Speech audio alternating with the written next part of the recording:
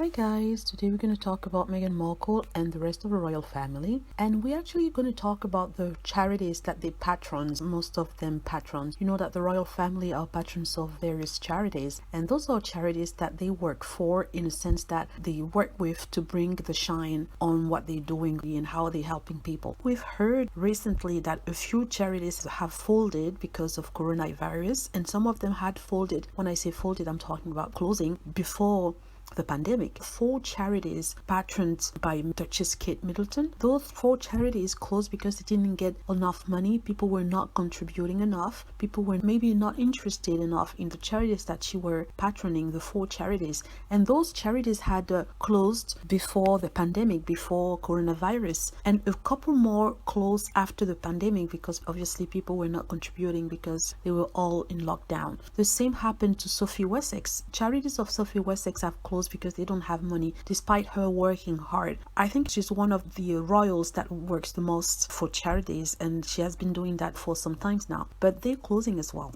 Recently, as recent as last week, Friday, we heard that Princess Anne's charity, a charity that has been working for more than 70 years, is closing because they don't have the £7 million that they need in order to operate. And I was wondering, if she had been linked to that charity for more than 20 years, how come she's not able to take part of that money that her family has, because the Queen is worth between £500 million and £1 billion.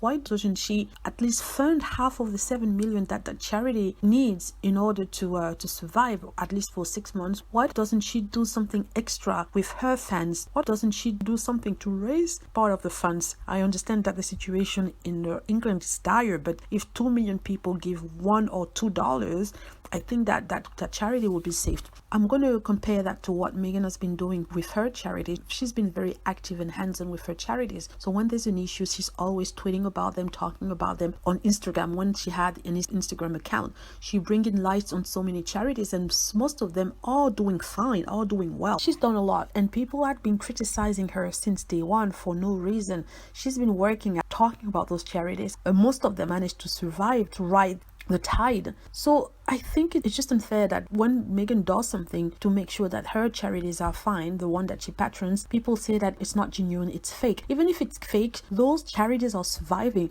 whereas the other charities who were supposed to be working with royals that supposedly care more than Meghan Markle are in the red right now, and some have folded a long time ago. So that's what I wanted to say. No matter what people say about her or about how fake she is or how wanting publicity she acts, those charities are benefiting, and people will find help they need during this very treacherous time. What's very funny about Meghan Markle is people talk about her, but the facts are there. Everything that she does for other people is working. You have SmartWorks is working. The bakery that she's been working with for some time has opened a few more locations, and it's a success. So there's something to it, something that people don't want to admit. So that's what I wanted to say. Feel free to leave comments if you agree with me or don't agree with me, all that respectfully, of course.